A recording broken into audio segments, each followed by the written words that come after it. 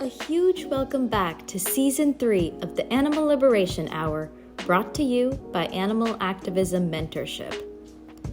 I don't know about you, but time sure does fly when you're having a good time. I can't believe it's Season 3 already. And I think I can speak for my co-host Trey when I say that it has been a huge honor and pleasure to share these inspiring stories of our spectacular guests with our growing community of passionate activists. As always, it's important to AAM's mission as a free multinational program that we support and uplift aspiring and seasoned animal rights activists alike. From one-on-one mentorship, free workshops and trainings, to this podcast, we hope to empower humans to take action and turn our vision for a kind and compassionate world for all animals into a reality. To kickstart our new season, boy, do we have a firecracker of a guest for you.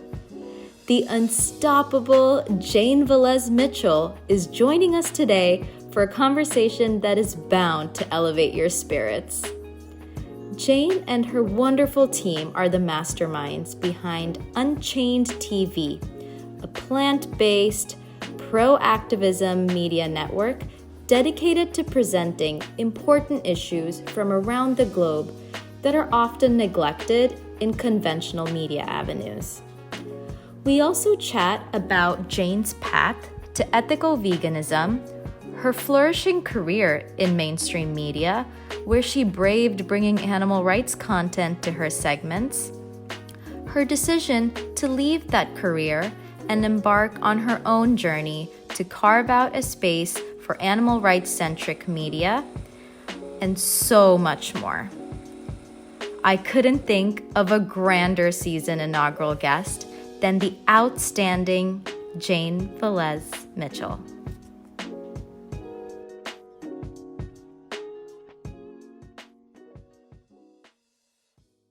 Is such a pleasure to have you on the Animal Liberation Hour, Jane. Thank you so much. We are so grateful that you have agreed to take time out of your busy day, bringing awareness to the important issues related to animal rights and saving animals yourself, to talk to us and inspire our listeners today. Hey, animal liberation is what I'm all about, and I love what you're doing together. If we all, every person who cares about animals, do something, and we could hit the tipping point and achieve a compassionate world like tomorrow. But what happens is a lot of us just do anxiety transfers amongst ourselves. And that's why I started Unchained TV, a global streaming network featuring 100% vegan, cruelty-free animal rights content. And it is available on your phone. You can literally download it, Unchained TV. It's free. You don't even have to put your email in. We want to make it as easy as possible. It's also available on your Samsung TV, your LG Smart TV, your Roku device, your Amazon Fire Stick, and on Apple TV, the device. Yes. No, I downloaded the app myself and I've been looking through all of the documentaries, and if I couldn't think my list of to-watch documentaries can't get any bigger, this just really opened the floodgates, metaphorically speaking, of the list of documentaries that I have that I'm really looking forward to watching. And of course, this platform is so important and it's only going to get bigger and better. So before we go into, how you started creating this important work, I'm always curious about what makes those who enter the animal liberation space different. What makes their story unique in entering this fight for animals, but also relatable in that up-and-coming activists can also find inspiration from other stories. So what was your journey into animal rights like? Well, this is the biggest social justice movement in the history of humankind, because the survival of the human species really depends on us forming a healthier, more respectful relationship with other beings. If we don't do that, we're doomed. We have I did a documentary, which is on Unchained TV and also on Amazon Prime, called Countdown to Year Zero. We have 6 years at the most left to transition to a global plant-based economy, or we are done. We're finished. And it doesn't matter how many billions of dollars you make or you have, if the planet is too hot to support human life and any other life, if there are too many storms and too many wildfires and too much extreme weather, it doesn't matter. Money becomes irrelevant. If you don't have water, okay, water would be the new gold. To me, it's very obvious that this is the most important issue. Sure, I'm all for all sorts of rights. And as an out lesbian, as a Puerto Rican, Irish woman, I'm all for racial justice, ethnic justice, for all the causes that are just. But again, if we are extinct, none of that matters. So this is our first order of business, is to ensure that people wake up so that the planet can still support life. Yeah. And that's no exaggeration. I was watching an interview with an intergovernmental panel on climate change researcher, Dr. Peter Carter, who was talking to the co-founder of Extinction Rebellion. And he's like, look, people, this is no activist, by the way. This is a scientist who works with the UN, said, when we hit a certain temperature, all crops will fail. When we wipe out all the species, which we're on track to do pretty much by the end of this decade, it's going to trigger an ecological collapse. We rely on pollination for a good percentage of our food. When those two things happen, boom, there's going to be massive food shortages, massive. And the way to get around this is simply to stop feeding a huge percentage of the food that we grow on this planet to farmed animals. I mean, it's simple math. You don't even have to be a mathematician studying quantum physics to figure out 8 billion humans eating 80 billion animals who pretty much eat constantly, especially because they're kept confined to only eat to fatten them up for slaughter. That's not smart. That doesn't work. Yeah. So as far as my personal journey, well, I grew up in Midtown Manhattan, directly across the street from Carnegie Hall. And my mother was from Puerto Rico, from the island of Vieques. And when she was a kid, she had a pig that was her friend. But the pig was slaughtered for food. And she was just horrified and disgusted, and she never touched meat. So she came to the United States, formed a successful Latin dance troupe, met my dad, who was Irish-American advertising executive, and he then transitioned with her. We thought we were vegetarians growing up, but we were mostly pescatarian. We weren't even that strict about that, but we never had like chicken in the house or meat products in the house. We were aware that animals, burgers and whatever they call them, wings, don't fall from trees, that there are animals involved. So I was on the journey, and I became a journalist. I went to NYU, was working all over the country, Fort Myers, Florida, Minneapolis, Philadelphia, back to my hometown, New York, where I worked at WCBS. Still not really evolved on the subject. Came out to LA, got a job as an anchor.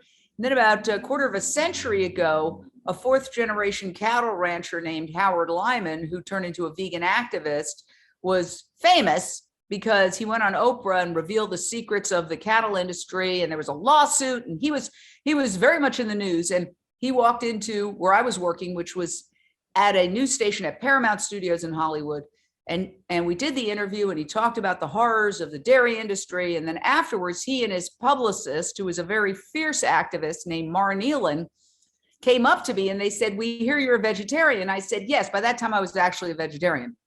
And they said, "Do you eat dairy?" And of course, I hung my head, and he had just told me about the babies being ripped from the mothers and the boy calves being killed and all the tail docking. And I said, "Yes." And Mar Nealon said, with Howard, "Liquid meat," right at my nose, "liquid meat," like that. And that's the moment I went vegan. That So when story people never say- gets old. I love it. Like, I remember know. telling my sister that, well, again, here we were raised vegetarian, but that was from a more cultural perspective, less so animal rights. But I was telling her about that story exactly. And then she's like, oh, yeah. And that was just such a powerful image. I love that story. Sure. So when they say don't confront people, and there was animal rights in it because my mother loved that pig and they killed her friend. Yeah. So it was animal rights, but it was also health. She was very avant-garde. She was doing yoga in the 40s. She was sort of like people today in Venice or in certain places in Brooklyn. She was that vibe even back, in the 40s, the 50s. So she was way ahead of her time. But yeah, I tell people that. I said, if they had just said, well, maybe you should consider not eating animal, I might not have heard it. But when they pointed their finger right at my nose, liquid meat, I just went vegan right at that second. And I always thank them. Thank you for waking me up. Yeah.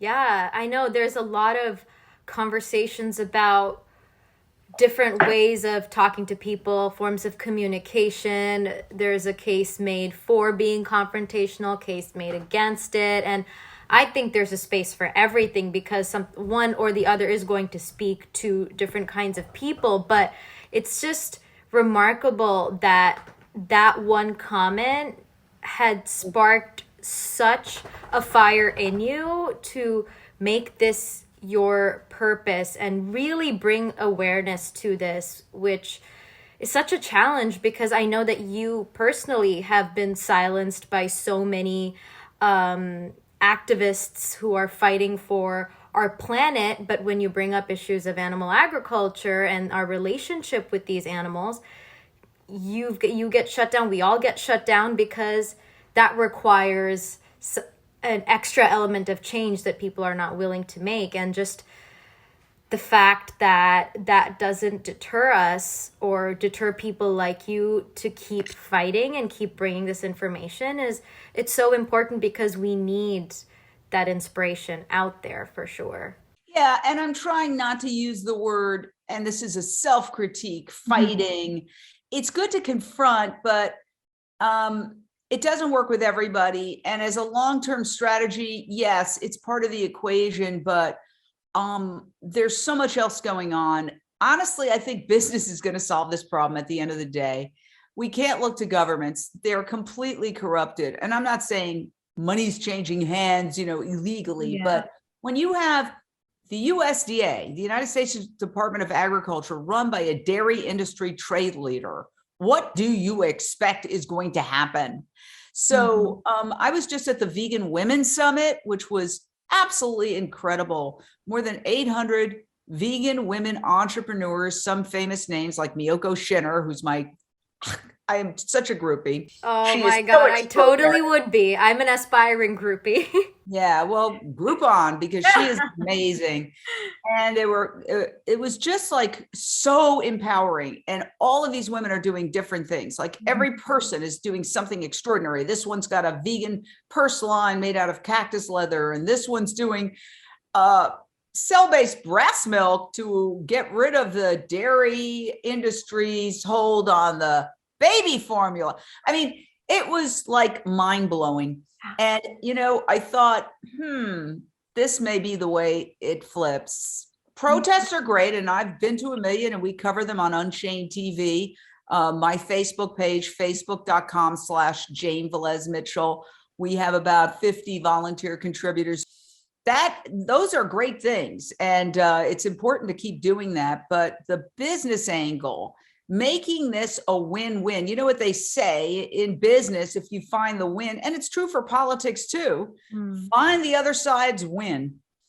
And then you will enable them to come to your side. Yeah. And the truth is that business could make a lot more money doing plant-based milk and also cell-based meats, which is called clean meat, I think is a better name, than growing animals. It's obvious that is not a 21st century solution. And I think that the companies are really starting to see that there's money in it. And I'm sorry, but that's what makes the world go round.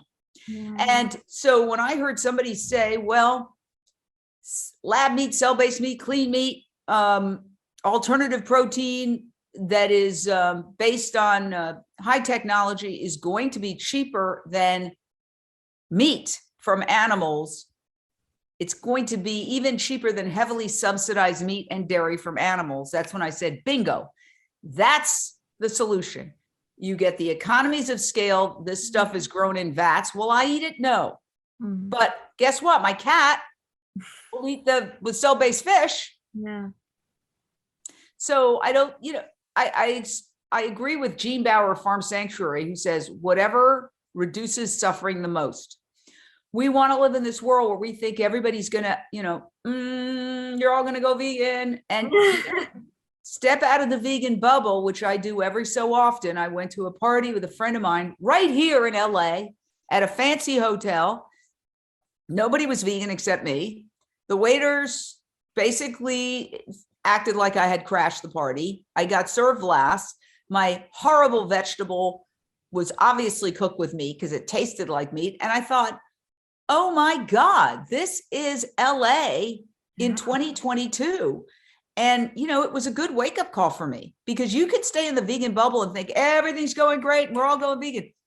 We have to accept life on life's terms.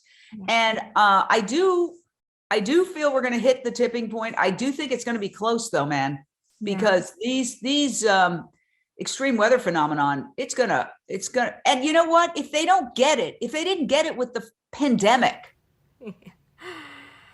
Yes, I know. It's like the universe, nature, whatever we want to call it. We're getting so many wake up nudges, wake up calls, dress rehearsals, as the COVID-19 pandemic is being called, now with the risk of bird flu. It all comes down to our real exploitative relationship with beyond human living beings on this planet. And it's like, it's hard because we come from it also from this ethical standpoint of not viewing these animals as property and commodities, but also recognizing that the entire world isn't going to see that at the pace at which we need to. And our solutions are going to have to involve accepting that and moving accordingly, because otherwise, like you said, we're not going to have a planet to live on and care about other issues as well. And I guess that sort of leads me to another thought that I've been having around capitalism and the criticism that capitalism is not going to bring about animal liberation, which I agree to an extent, but also what does it look like to be an ethical entrepreneur within a capitalistic system? What does it mean to be a mission-driven media personality or working in the space of media from that vision for animal liberation within this capitalistic system? Can you speak to that? Well, I don't think we live in a capitalistic system. I think it's a corporate socialist system. Mm-hmm. When animal agriculture is subsidized to the tune of $38 billion a year, that's not capitalism. Okay? So it's corporate welfare is what it is. So I don't believe we live in a capitalist system. I would even consider myself a green libertarian in the sense that if you don't kill animals, you don't pollute the water, you don't pollute the air, you don't destroy forests that are essential for the survival of all species, then, have your capitalism.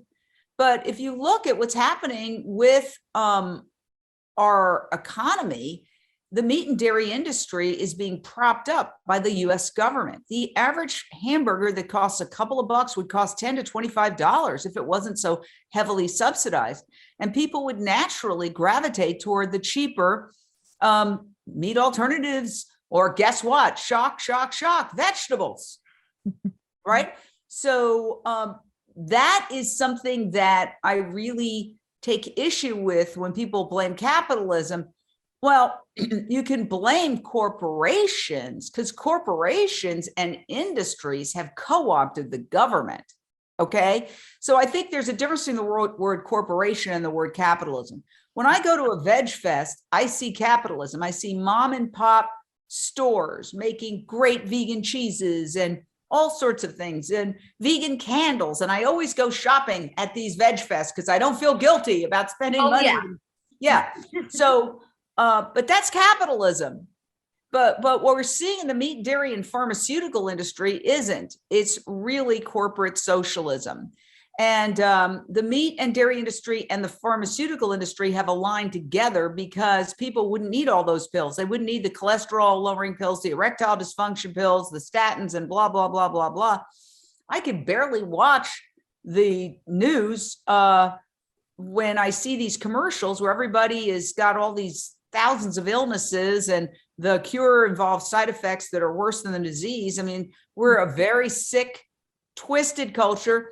They're now not only asking people to go to their doctor and say, give me this pill, give me that pill, which is an upside down world, but they're also trying to normalize illness. They're trying to make you identify with your quote unquote illness as a badge of honor. And they're trying to also normalize obesity, which is officially a disease. You know, I mean, I struggle with my weight. I like chocolate cake as much as the next person. But if you look at what the media is doing, so having been in the media, they are the problem. If you look at the greatest conditioner of people to eat animals, it is the media and it's TV commercials. Yep. And so you have the government on one hand subsidizing this product extraordinarily while doing nothing to help fruits, vegetables, nuts, and grains, like literally 1%. And indeed, sometimes trying to put vegan companies out of business, as they tried to do with Josh Tetrick, when he was Just Mayo. They literally discussed on a council that was like an egg board, putting out a hit on him. And they said they were joking. Remember that?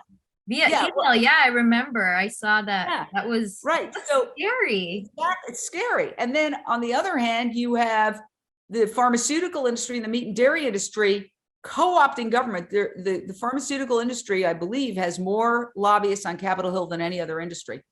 So that's a vice that we're stuck in. How are we going to get out of it? And that's why I said, when I heard that clean meat, cell-based meat, which is simply fermented off of one or two molecules, they get that, they create a chip, they have a library. I just learned more about this at the conference. They have a library of all sorts of things, you know, heart, liver, blah, blah, blah, and they just ferment it. And it's fermented with all plant products that are just genetically identical to the original meat. You know, I'm not going to eat it. It's not tasty to me. But for these people who are hell-bent, and we all have them, most of us in our own families. Yes, my mom was the original animal rights activist. My dad went along with it, but I have people in my own family who, I mean, I don't go to Thanksgiving because of it. I don't go to a lot of family gatherings because I'm not going to sit next to somebody who's eating a steak. Yeah. And, you know, what are we going to do about those people? We have to give them something that is going to move the needle because we're going to run out of time. Yeah, definitely.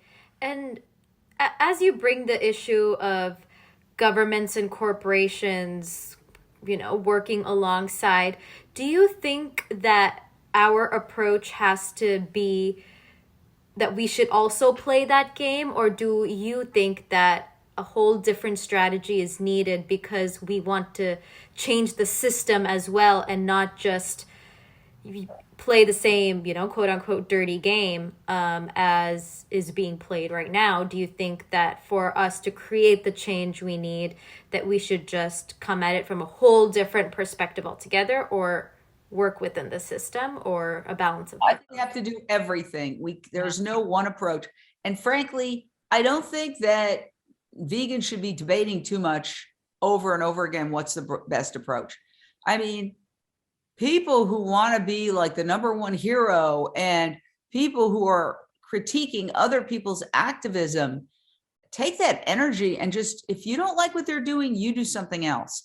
I say it right on my website. If you got a problem with somebody in this movement or whatever, call the police or call a lawyer, leave us out of it. I want nothing to do with infighting. And I would urge everybody, restraint of pen and tongue, especially on Facebook and Instagram. Just do your thing. If you don't like what somebody else is doing, like I said, call the police, call a lawyer if you think it's at that level, and otherwise just do your own thing. Yeah. And that's the best way, because I think that we have gotten too involved with infighting, and it's disappointing to me. I think it's a sign of weakness. Do you see all these people who are killing animals by the billions? Are they fighting? Is Tyson and JBS, are they getting together and arguing and saying, no, no, they're all moving forward like a machine. We need to be more strategic. And the first thing is, I would say, stop the infighting. Just none of your, just do your own thing. Yeah, exactly. And because we need different strategies, we need to all come together because we have the same collective end goal. But like you said, if we're going to keep fighting, those who are profiting off the abuse of billions, if not trillions of animals, they're just going to keep going about their day. And principles above personalities. Mm-hmm. Do I like everybody in this movement? No. Do I want to get into that? No. Mm-hmm. Principles above personalities. Yeah. That's what we have to focus on. What's our mission? When I worked in corporate America at media companies, did I like everybody I work with? No. But I kept my mouth shut because I got a paycheck and I just went about my business.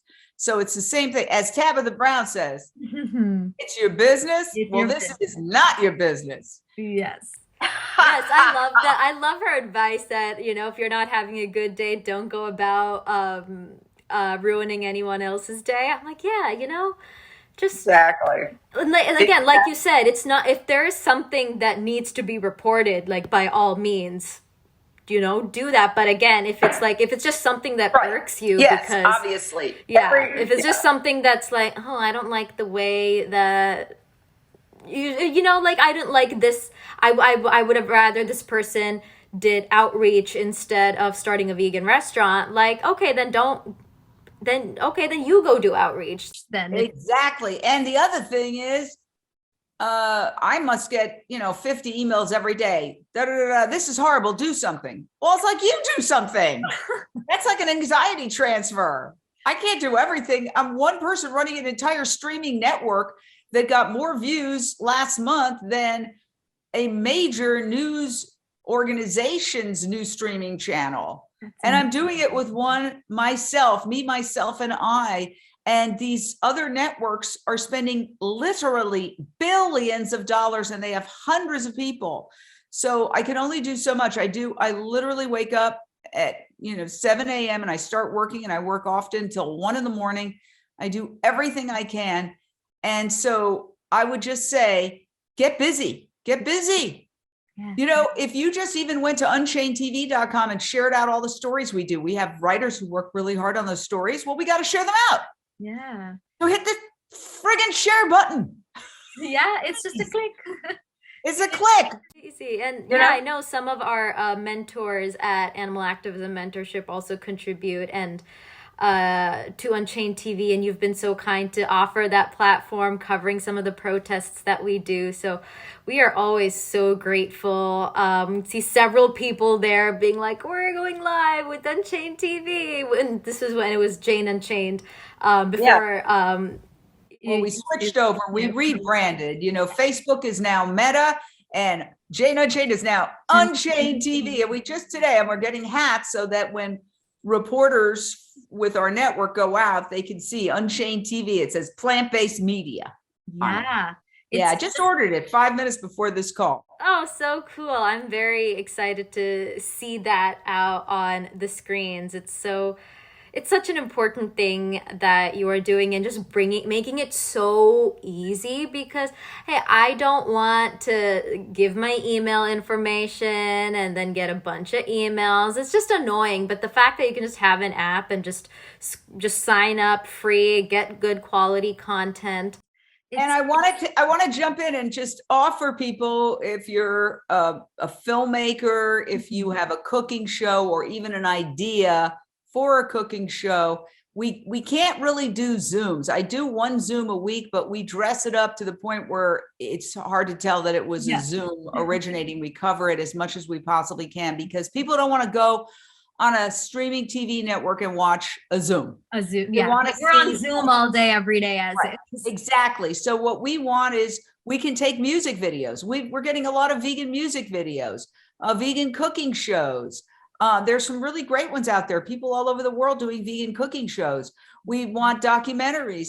We just did a reality show. In fact, we're getting ready for the launch of we have a naming contest. You can go to Unchained TV and name the show, and whoever wins gets a gift basket. So it's about, I'll tell you what the story is.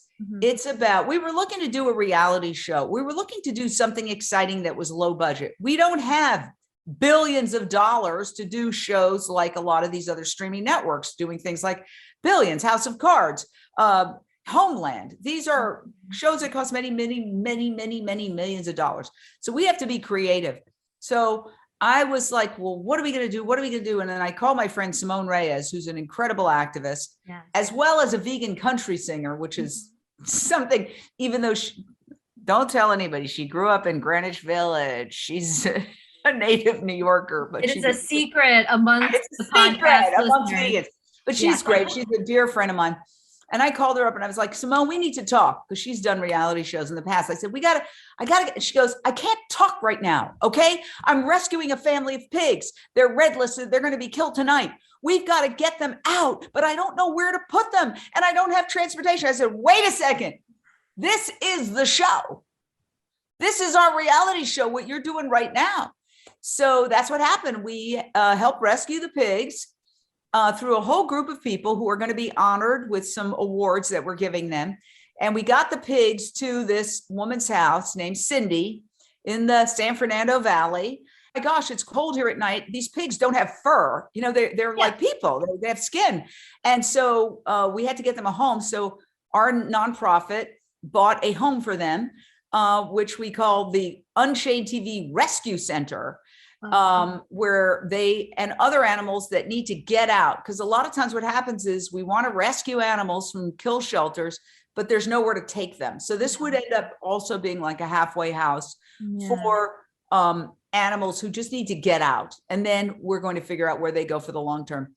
So then it turned out, well, it was still too cold, because this was like a giant house we got, frankly, on a sale. And some volunteers assembled it. It looks gorgeous. It really looked amazing. I was blown away. Wow. And having visited FAO Schwartz when I was a kid and seeing those little houses, it was always a fascination for me. And so then we had to get volunteers come and do another house within a house, which made it look like a little manger. It was so sweet. Anyway, I'm not going to give away the whole show because there's a lot of drama that ensues, but it's a lot of fun and it's a happy ending. Sure. The family survives. Mama has babies. So we're having a naming contest. So if you want to participate, whoever wins gets a giant gift basket from our launch. That's so fascinating. I love the approach of, you know, or just how organically it all came together. You were looking for a reality show, and the idea that you had in mind is exactly what the dilemma was on the other end, and that just became, hey, let's bring to light these beautiful rescue stories. It was kismet too, because the producer, we have a great producer who did our award-winning cooking show, New Day, New Chef, which was nominated for 8 Taste Awards and won 2 Taste Awards, which is like the Oscars of food. And he's really brilliant producer. He's worked with the BBC and many other places. And he happens to live literally maximum 15 minutes from where Cindy lives. So it was perfect because he could run over there for every new drama and shoot it. And I think it's going to be informative. It really shows people that we're going to all these great lengths to rescue this family of pigs when they're killing billions of them in horrific ways with ventilation shut down and all sorts of, we're going to look back on this with shame and disgust of what our species did to these other species. And there's just no words to describe how morally reprehensible it is. And they're trying to keep that information from us. And so what I say is, let's stop asking for permission. Let's take the power back. One of the reasons I started Unchained TV, the streaming network, which is, again, available for download for free on your iPhone or Android phone, also your Roku device, your Amazon Fire Stick, your Apple TV device. We'll link all of that in our show notes for LG and Samsung smart TVs. But if I had a nickel for every person who's done a great documentary or a cooking show or a travel show or an interview show, and they're really good, or they have a sizzle and they say, yeah, I'm going to try to get this on the Food Network or Netflix or Amazon Prime. And while Amazon Prime and Netflix had been very open to certain great documentaries in the past, I think it's getting harder and harder. And forget, as far as the Food Network, forget about it. I want to be wrong. I was kicked it, basically I pitched them literally probably more than 2 decades ago. And, everybody's pitching them, trying to get a food. Let's take the power back. Let's create our own network, put our own content on there. And what we do is we don't want to preach to the choir. Yep. Yes, I want to talk to you because I want to brand Unchained TV. I want people out there in the vegan space to know it exists and to use it. It's not mine. We created it, but it's for the entire vegan community. PETA immediately, and they're so sharp, they gave us a whole bunch of videos. They didn't ask a lot of questions, okay? They said, you doing this? Great. And they sent videos. So did Animal Outlook. So did In Defense of Animals. Yeah. So did theirturn.net. So did nutritionfacts.org. So did Switch for Good, Dotsie Bausch, the Olympians, great organization. And we're getting more organizations. These groups saw the potential. And like I said, last month, we got more views than a streaming network that's spending billions. So they're spending billions on content creation. We're doing it by being creative and using the creative power of the vegan community. We're actually in discussion right now to do our first feature-length film, a vegan, I won't say what it is, but let's just say it involves zombies. And we're collaborating with a filmmaker who's been trying to do this for years. And we'll see what happens. But that could be something that brings people in. It can't all be, finger wagging, scolding video. Yeah. We have to have fun video. One of the most successful videos we did was the lingerie protest. I did see that one. Yeah, right? Yeah. That got so many views. And then Now This picked it up and it's gotten 500,000 views on Now This. Yeah. Yes, I did. I remember seeing it on Now This and on the vegan social media spaces as well. And when I see that that crossover into non-vegan outlets, it's like, oh, that's so cool. We're doing it. We're making it. And then, it's just that brief moment of excitement that just makes it all worth it to go through getting this information out and not feeling like you said, preaching to the choir, and just providing a space for vegan mission-driven content creators to get their information out. And that's why I'm begging people to download it, because the more people download it, the better the algorithms. Mm-hmm. So don't wait. Literally, while you're listening to this, you can just download it on your phone. Just put in Unchained TV in your app store. It comes up in 10 seconds. Yeah, you don't have to be afraid. Anything. It's so easy. Yes. Don't be afraid. Don't be afraid. Wise words. Yeah, it's really easy, and there's so many great documentaries. You said like you said, music videos and channels of a lot of great organizations who are doing great work, live news. There's a lot there, so definitely worth checking out, downloading, and getting there. And I'm also, as someone, as you yourself, as someone who has been in the mainstream, quote unquote mainstream media, what was it like as you made your transition into being an ethical vegan and being in a non-vegan workplace and covering a lot of these non-animal rights related issues?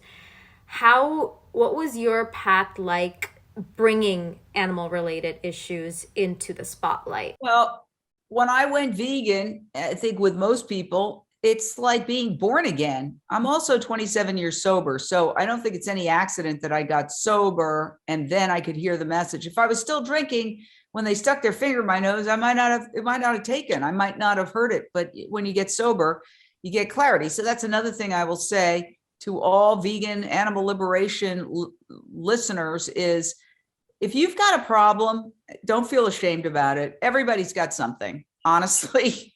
If you're not a drug addict or an alcoholic or a gambling addict or a debtors are not, there's debtor programs, or you're a sex addict, or you've got a shopping compulsion, or you're codependent, which can be the most insidious of all, which, masquerades as I'm nice, but you're really hooked on the drama of the addict or the alcoholic. I mean, the list goes on. There's actually workaholics as well, which I think I still can qualify on that one. Figure it out, get rid of it, because you can't be an effective activist if you're high or drunk. And I speak as somebody who, knock on wood, one day at a time, has not had a drink in 27 years. And I was a blackout drinker. So I say if there are people in the animal liberation movement listening, get sober, if you've got an issue. In fact, somebody said to me, if we took all the money, the discretionary income that all vegans spend just on beer, wine, and alcohol, and put that into the movement, we would hit the tipping point immediately. That money would be, 3% of the population and all of that discretionary stuff. So I would say, think about that. I was sober and suddenly vegan, and it was like looking at the world through a new pair of glasses. Yeah. Suddenly I started seeing everything differently. And I started picking up the glue traps in the newsroom, getting into fights with people about that. I started arguing about the kicker stories that were exploitive, like a story about an aquarium or a story about a rodeo, and saying I didn't want to read it. So quickly I was not making friends. And at the time they thought I was a total freak, and so people would laugh in my face, but that's comes with the territory. If you're ahead of your time, you know what they say, first they ignore you, then they laugh at you, then they get angry at you, then they join you. Yeah. And so what happened was, after many years as a local news anchor and reporter, I ended up in syndicated television at a show called Celebrity Justice, which was a very tabloid show. And celebrities hated us, and the publicists would hang up the phone. But the whole idea was to get a story that had celebrity and justice. Where's the celebrity? Where's the justice? So bingo, by that time I had started going to PETA events, and I thought, and I had been active as a person who went to galas and things of that nature. And I thought, let's work with PETA. They've got a lot of celebrities. And you wouldn't believe the number of stories where the publicists would be pushed aside by the star who wanted to talk to me because they cared so much about a particular animal issue. And this was for a tabloid show that was absolutely detested in Hollywood in terms of, the establishment, the publicists and the people who control these stars. One thing people don't realize is these stars are not necessarily in control of their own destiny. Their agents, their managers, their publicists form a wall around them. And even to the point when they say, I'd like to do your story, and they sort of get taken away and you never see them again. We won a couple of Genesis Awards from the Humane Society of the United States for our reporting. I even interviewed Robert Redford about the military sonar impacting the whales. And I did a one-on-one with him, and you could see his publicists were so upset, but what a nice guy, what a gentleman. And he said, basically, stand aside. I want to talk to this woman. And I was a little overexcited by the end of the interview. And he said, what do you think about the whales? And I said, I'm devastated. I think about them all the time, which made me sound like a crazy person. And then he just started backing off, but it was okay because I got my interview. But and on that moment, it's like, what do you say? I don't know. I'm still, kind of floating up there a little bit, and I want to sound as sane as possible, but a little starstruck too. Yeah, exactly. Oh my God, he is every bit the movie star, I have to say. He pulled up like in a red Thunderbird convertible and at the Natural Resources Defense Council's new building, and I was hiding behind a dumpster with my cameraman, and I jumped out and I said, Mr. Redford, I've got a question about the whales. Anyway, you really have to go through by hook or by crook. You got to do a lot of stuff. That one was right out of a movie, the way I got that interview. So then I ended up covering a very big case, the Michael Jackson case, and I ended up on Larry King Live a lot and filling in for Nancy Grace on CNN Headline News. And then I ended up, after that trial ended, getting my own show on CNN Headline News. And when I got the job, which was a total fluke, basically the person who came on, the host who was on before Nancy Grace, was Glenn Beck. And legend has it, I don't know this for a fact, but the word was that he had a hissy fit and stormed off the set. So they wanted to replace him right away. So anyway, I get a call like at 7 a.m. I'm just having coffee, and they said, how would you like your own show on CNN Headline News? I said, I would like that. I was unemployed at the time, and it sounded like a really good deal. Yeah. Hey. Yeah. And I said, yes. And they said, okay, we're thinking of calling it Issues with Jane Velez-Mitchell. I said, great, because I've got a lot of issues. By that time, I was an out lesbian too. So of course, being an animal activist, I was here in LA. They wanted me to do the show that night from LA, from their offices on Sunset Boulevard, and then go to New York the next day. I figured I'd be there for a month. I figured I was just an interim host who would be there for about a month. So I kept my place in LA, thank God. Oh, yeah. First thing I did was I raced to the vet to get my dog certified to fly. And then the next day we all packed up our little things and flew to New York. Now I'm from New York. I grew up on 57th and 7th. So I just moved back in with my mom at the time, who had a great rent control department. It was like half a floor across from Carnegie Hall. You can't even imagine. So when I got the job, I said, when I started, I said, would you mind if I did a little animal segment once a week? I thought about it and said, no, we don't have a problem with that. Maybe they thought I was going to do pet adoptions, which I did, but I also did hardcore animal rights. We were talking about pig gestation crates. We were talking about tail docking. We were talking about just all the horrors of factory farming.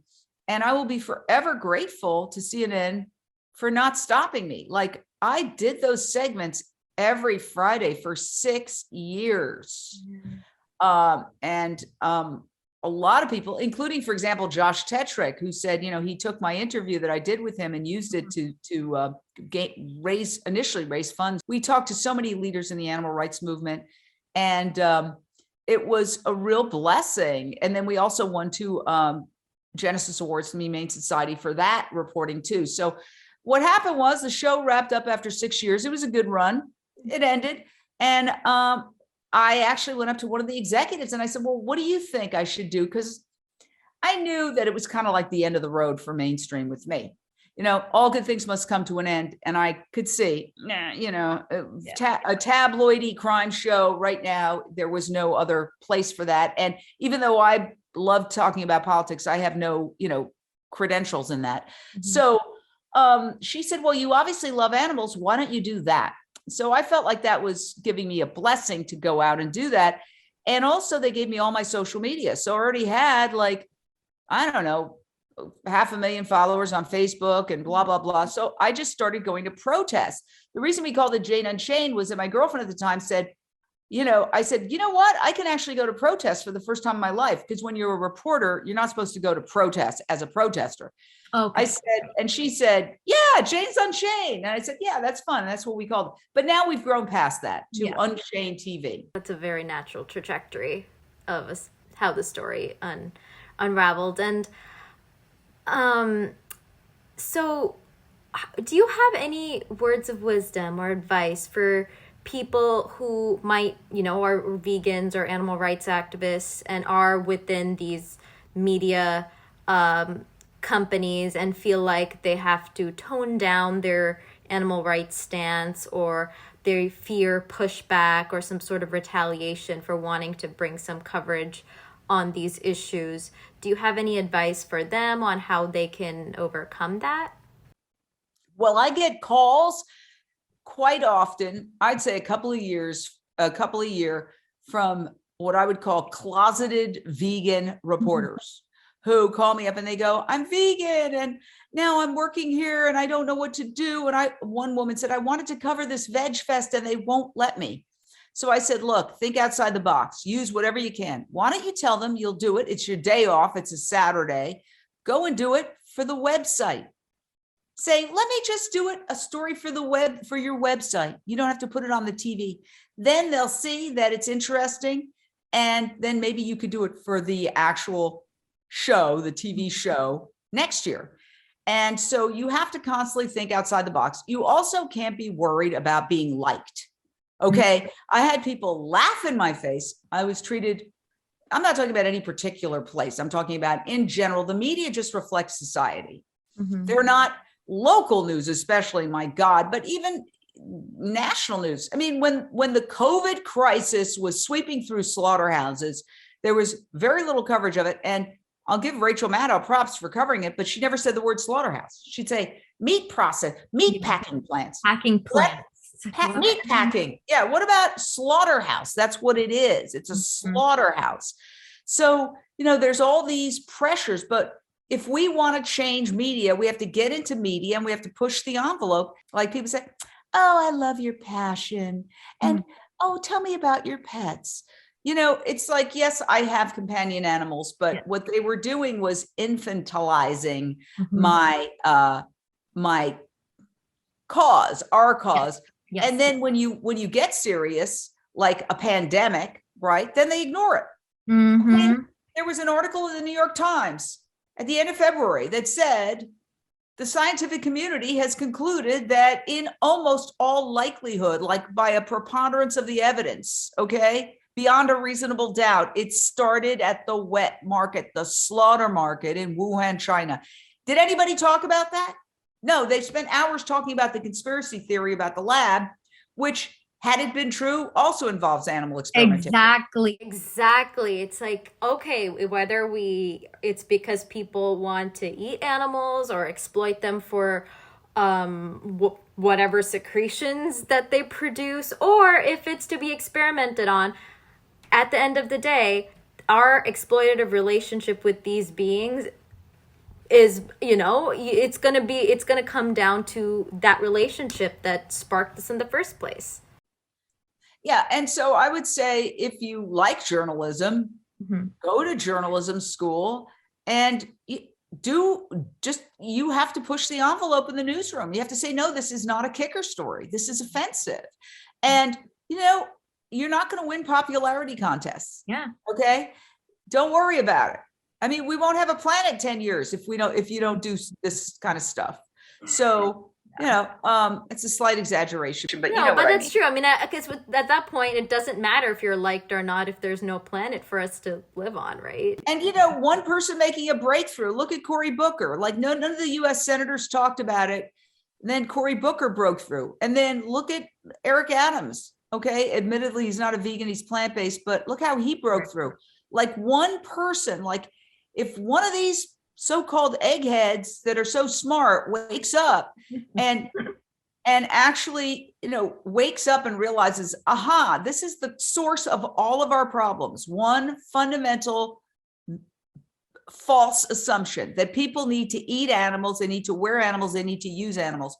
That one false assumption is behind almost all of our problems, almost every single societal problem that we face.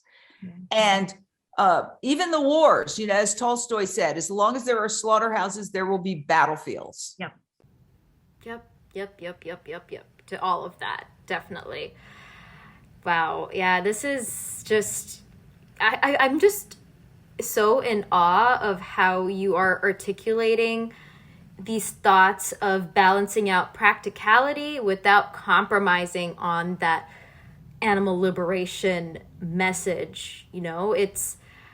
And again, like you said, we can have healthy critiques of different forms of activism, but not let that be your sole focus of just pointing fingers as hey, you did that wrong. You should have done it this way. All right, you go out and do it the way that you feel is going to be most effective, because as we know, there's not one way that's going to assure animal liberation if we don't have everyone on deck. So I really so value the insights that you've brought forward. Let me say one last thing Oh, that I yes, got yes. from Melanie Joy. Yes. And she said, we have to stop apologizing for being right. And when I heard her say that, that was such a breakthrough for me, because I think we've all gone through these phases where we're the apologetic vegan. Oh, I'm sorry, I don't mean to interrupt your dinner party. And no. Apologizing to the waiter or the serving staff who's taking your order, apologizing to the people at the table. Yeah. None of that. That's got to go. Mm-mm. We have to own we are on the right side of history. We need to stop apologizing for it. That doesn't mean we have to be obnoxious and flip tables and right. Because sometimes, look, taking my own inventory, I get angry. I do get angry. And you know what? I found that anger, when I lose my temper, it doesn't work for me. Yeah. Every time I've had a problem, it's okay to be upset and passionate, but when I lose my temper, it doesn't work for me. So I try to keep that in mind. That's a very important point as well. I've found myself, being in places where I was like, oh, I'm sorry for asking so many questions, blah, blah, blah. But then at the end of the day, it's like, wait, why am I apologizing for choosing not to consume the product of just pure cruelty? Why am I apologizing? And now what I do is, when I see the flesh of dead animals at the store, I apologize to them. I apologize but also it's like, I'm sorry that this is what you had to endure, but I promise I won't stop fighting for you. And that's something that keeps me going. For some, that might not necessarily be the case. So it's, again, knowing what is going to keep your fuel going without draining yourself, which I think I would like your thoughts on as well, because you mentioned, working nonstop, and how are you balancing out all of this work that you're doing with taking care of yourself and your own mental health? I mean, I've always been a workaholic. When I worked in the news business as a local news reporter, they're very long days. I think in 40 years, I went to lunch maybe, a dozen or 24 times. I mean, it was in a truck driving from story to story. So I was used to working long hours. And what I try to do is take little breaks and do little fun breaks, whether it's making a fun lunch, or maybe I'll go on Yahoo News and look at all the idiotic things our species is doing, from the celebrities to... I'm glad you find that fun. Okay, yeah. Some celebrity... I'll scroll. Some celebrities is like, oh, like the world has bigger problems than this. Oh my God, did she bear too much, at the latest gala or whatever. I do take piano lessons, which honestly, the last 2 weeks I haven't been practicing, so that's bad. But I enjoy it. I have a great vegan piano teacher. Of course, my dogs and my cat, they're my little babies, and we have such fun. They make me laugh so much. And I do walks. I do long walks. I do watch Netflix. I'm not embarrassed. I'm not one of these people. I don't watch TV. So, and when people say that to me, having been in TV my whole life, I was like, so you didn't see the planes hit the World Trade Center then, right? You didn't watch the election returns, right? No. They watch TV. Yeah. They've done surveys about people who say, oh, I only watch PBS. Nonsense. They're lying to themselves. It doesn't mean they're pathological liars. People like to pretend.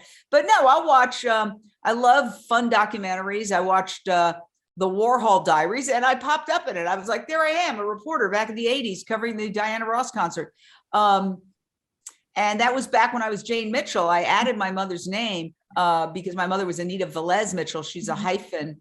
And I never thought Jane Mitchell really explained my background. So I added my mother's name at one point after my father passed away, because he was very old fashioned. He wouldn't have gone for it. So I did it after my dad passed away. So I like to watch fun documentaries. I love going to VegFests. I'm going to an Earth Day event tomorrow, which is going to be a lot of fun. I love like vegan street fair. Fabulous. That's like a party for me.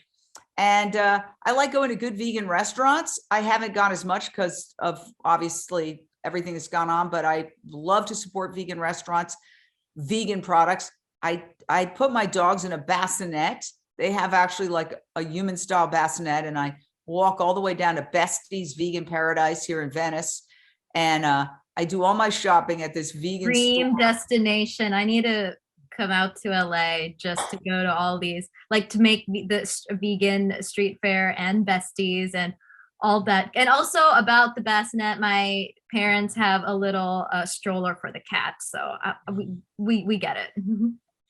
Well, if you come out here, you can stay downstairs. I have like a little apartment. I invite various vegan activists. We just had Klaus Mitchell of Plant-Based News. Oh, how fun. He came for the Vegan Women's Summit and he stayed downstairs, and it was a lot of fun. I just feel like it's great to hang out with vegan activists. We have it on the record. I'll be there one day. Okay. Lovely. Those are all great, just, mentally grounding activities. And I think as vegan foodies in the space, we really appreciate a good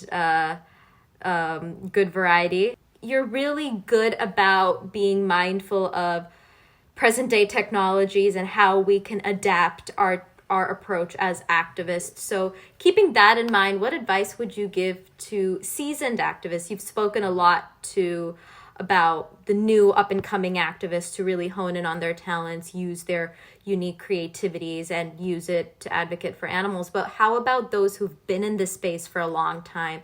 They may have had really rooted beliefs on how to go about things, but we are in a very fast-paced world. So what advice would you give them? Well, one of the reasons I created the app was that things are changing. And actually it was the Vegan Bros. I don't know if you've ever heard of them, but they're yeah. I'm sure a good amount of us listening to this would we remember them. Yeah. Now listen, some people didn't like the Vegan Bros. I was like, why not? They're fun guys. Okay, they're bros, but we need everybody. I want Republicans to go vegan. I want Democrats to go vegan. I want independents to go vegan. I want old people, young people, every background, every orientation, every. I had fun with them. They came over here and they did Lunch Break Live, and they said something that stuck with me. They said, we don't consider mistakes. We just pivot. When something needs to change, we pivot. And I said, I like that because that's a good point. Yeah, I critique myself a lot in terms of I should have done this, I should have done. No, just pivot. Yeah. That's why we're pivoting. Not that we're abandoning Facebook, but obviously their algorithms have changed and it's not as easy to get thousands of views. I mean, we had 17 million views on Facebook like 5 years ago, and now it's a lot more challenging. Mm-hmm. So we're pivoting. We're pivoting to the app, Unchained TV, which incidentally is kind of a challenging, scary thing to do. As one person, I threw my hat over the fence and I'm like, whoa, some days I wake up and I go, boo, what did I take on?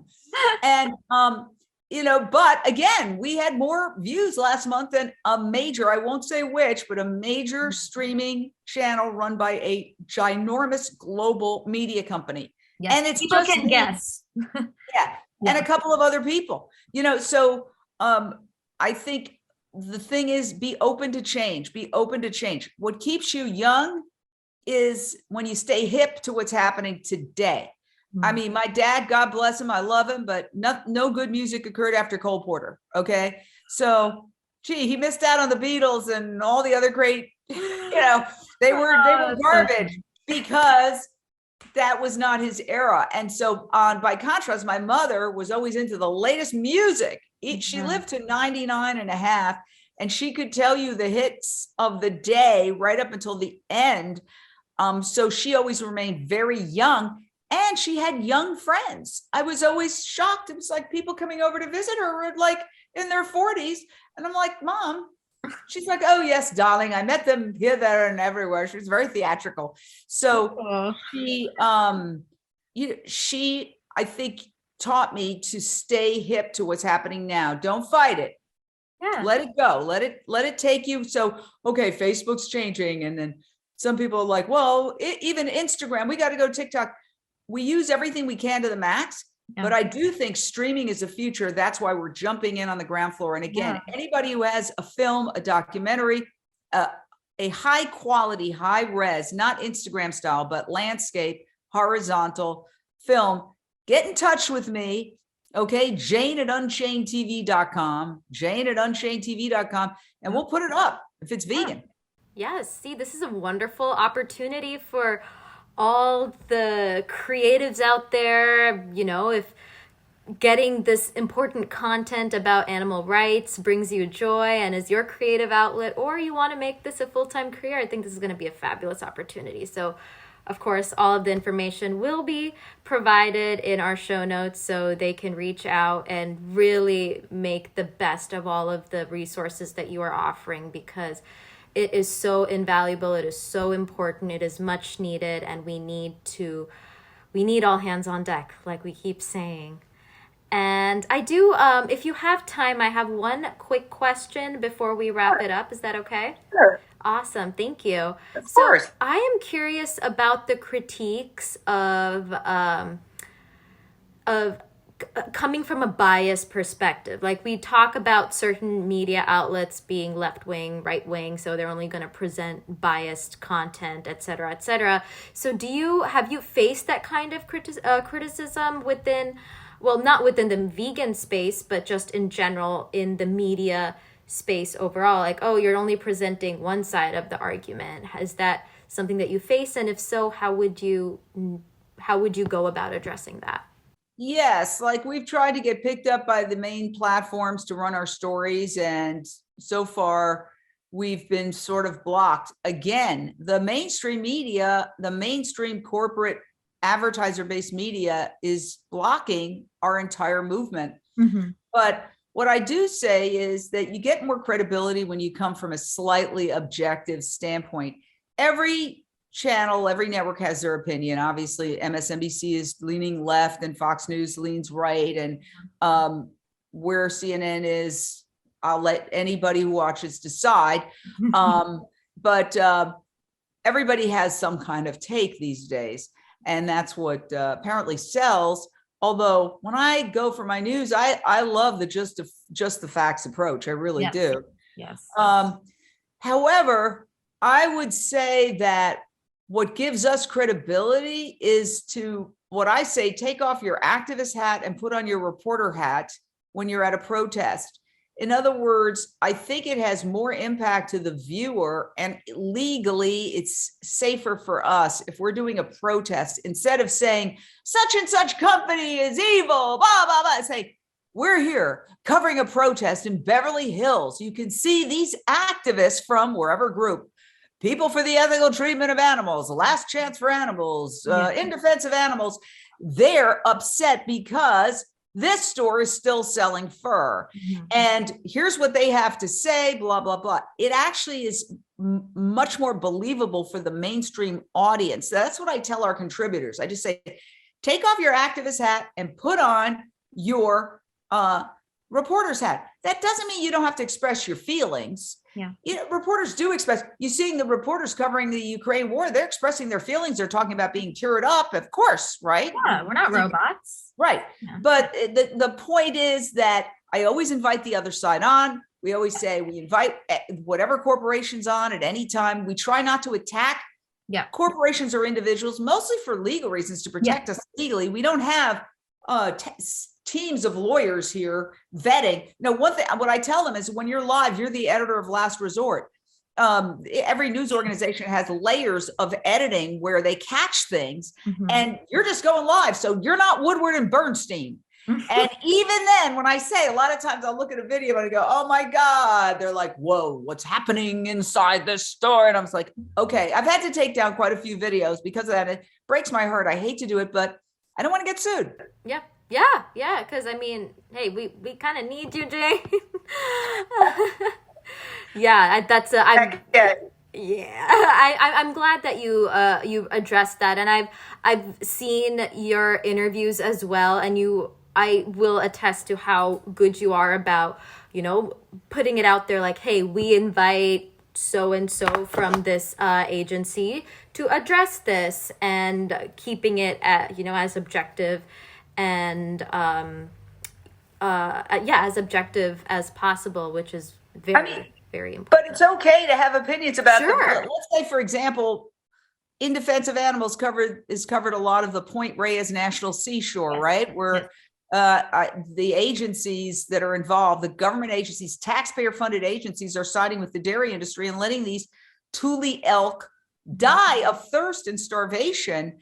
I mean, it's okay to have an opinion about that. Yeah. It's okay to say that, hey, no animal should be allowed to die of thirst or starvation, Yeah. especially on public lands where we taxpayers are paying the salaries of the people who are supposed to protect the public lands, not speak like they're agents for private industry. Yep. Yep. That's very different from saying such and such dairy is owned by a guy who wants to kill all these elk. You see what I'm saying? It's how you frame it. Yes. Stay general also. When we go to the pig vigils, which are so heartbreaking, and there's so many heroes here, Amy G. Davis and Ellen Denford, here at the slaughterhouse near downtown LA. And, we talk about the horror, but yeah, it's this slaughterhouse, but it's happening all over the world. So to attack the drivers verbally or any of that, it's counterproductive. They're victims too. As Dr. Silas Rao says, we're all being factory farmed. And so they factory farm the workers. The poor workers are victims too. They're victims of a system that they have to make money. They got to go in there and kill for a living. And then these people who are eating these animals are running around in their Lululemons talking about how peaceful they are. It infuriates me. Oh, yes, it is truly infuriating. I agree. Although that was a funny visual that I just had of of people eating the products of animal exploitation, running around in Lululemons. Yeah, I think, Jane, you just have so many incredible insights to offer that have been just so remarkable and valuable to our growing community of activists who we're really hoping to mobilize and bring them the tools and the inspiration that they are seeking to become active for the animals. And you've spoken so much about the mentors in your life, from your mom to all of the activists who you work with in this space. And before I let you go, can you tell us what a just, equitable, kind vegan world looks like to you? What is your vision for that?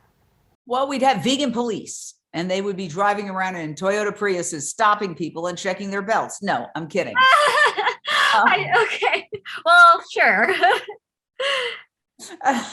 People seem to be afraid of that idea of a vegan world. Wait a second. You're going to come in and inspect my house? No, I think in all seriousness, well, it was kind of funny because I drive a white Prius, and then there were several other vegan activists who drove white Priuses. And when we pulled up somewhere once, it was like the vegan police. I swear to God, because I have a white Prius too, so count me in. Yeah, we started calling ourselves the vegan police. In fact, we did an improv where we showed up in all of our white Priuses, and we did this improv where we raided this woman's house, and we found the body in her freezer, and we pulled it out, and we had her handcuffed in the kitchen and talking to her about where did she get this body. And we even had this great activist, Fabienne Oranger, who's from Luxembourg, playing the role of Interpol. It was hilarious. All right. So this is our vegan world with the vegan police in their fabric seated white Priuses. But in all seriousness, I think what'll happen is that you'll go into a restaurant and meat will be the outlier. It will be sort of off, practically off the menu, just like with 11 Madison Park, the very highly rated, considered the best restaurant in the world. Unfortunately, I'd say just get rid of the meat. But what they did is they switched their menu totally plant-based. And then if some billionaire decides that they want to come in and have steak, that there's this other little spot where they can go and have the steak. I mean, I think that we're already seeing it. I was in a juice bar the other day and the word vegan wasn't anywhere. I was looking around. I was like, wow, this place is vegan. They don't know it. Because it was juices, it was all sorts of stuff that was completely green. And I honestly didn't see any animal products at all. They didn't have any dairy, they didn't have any meat. And I was like, this is the future. They don't even use the V word. As far as the V word goes, I'm a proud vegan, but if the word vegan was never uttered again in the history of humanity, I wouldn't care. If we can't get stuck on words, if people prefer plant-based, go for it. And, if we reduced everybody's consumption, if people are afraid of going vegan, just like I was afraid of getting sober 25 years ago, 27 years ago, I thought, I'll never have fun again. I'll never go to a party again. I'll never enjoy a sunset again. I'll never sit by the pool again. I'll never, never, never, never. This was all fear-based projection that I was projecting onto something. And guess what? I still go to parties. In fact, I still make a total fool of myself, but now I remember what I did. Yeah. I know you say your, what was it? Your best day. Oh yeah. My best day. No, it's my worst day sober is better than best day drunk. Best day drunk. Yes. Yeah. That was a beautiful quote. Yeah. Yeah. I think, that's I appreciate the element of practicality in that, where we just live in a world where we don't have to qualify every statement with the word vegan. Like that's going to be the norm. That's going to be the default. Anything outside of that, it's going to be frowned upon. So yeah, thank you again so much, Jane, for taking the time. I know you're incredibly busy, but and we at AAM are just so appreciative of the platform that you give to several of our mentors, as I mentioned, who are contributors, bringing awareness to the protests that we attend, and also bringing accessibility to the core, because that is a pretty common criticism of like, where do I get information? And just having an easy one-stop shop that's just hassle-free, fun, and just positive and uplifting it's an important, valuable tool in our toolbox. So I'm ever grateful, and thank you once again for all that you do.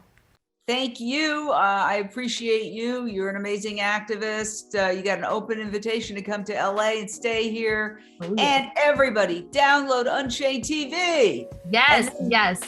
And then make your relatives who are still eating animals sit down and watch it. Oh yeah, call them over for a movie night. Earthlings is available. Just stream it. And let's see what they have to say after that. Exactly. Yes. Thank you again, Jane. Thank you so much, Shreya. It was really fun talking to you. You're a good interviewer. Oh, I appreciate that.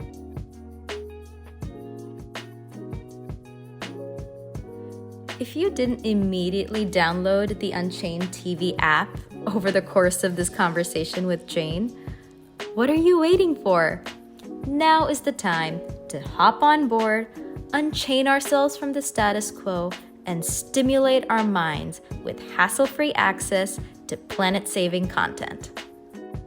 As always, we will link all the information in our show notes. Also, a huge shout out to Jane and her team and all the Unchained TV contributors, some of whom are also AAM members and supporters, for this terrific, much needed tool in our toolbox to create a vegan world. Before we sign off, please take a quick minute to rate and review the podcast. It helps others find it more easily, and the more people who find it, the more they can be inspired by the guests we interview and turn that into actionable change for the animals. Plus, if you have any guest suggestions for whom you'd like to see featured on our podcast, feel free to reach out to us on social media. We love hearing from you. Don't forget to check out our website, animalactivismmentorship.com, and follow us on Facebook, Instagram, and YouTube at Animal Activism Mentorship, where you can keep up with the podcast as well as all things AAM. Accessibility to our content without any hindrance is key to our work here at AAM. That's why it's important to us that we offer our resources for free. So if you like what we do at the Animal Liberation Hour and at AAM, and would like to support us, of course, given that you have the financial ability to do so, please feel free to contribute to our Patreon. It helps keep us going. AAM is proud and honored to be fueled by Farm Animal Rights Movement. One more reminder that you can sign up for a free mentor to help you with your activism at animalactivismmentorship.com. So if you are still waiting for that sign that you should be an activist for the animals, this is it. Now remember that it will take all of us to achieve animal liberation. And as my good friend and co-host Trey says, it is not a sprint, it is a marathon. So we've got to stay focused, stay positive, take care of ourselves, and be the change of compassion that we envision for this world. Until next time.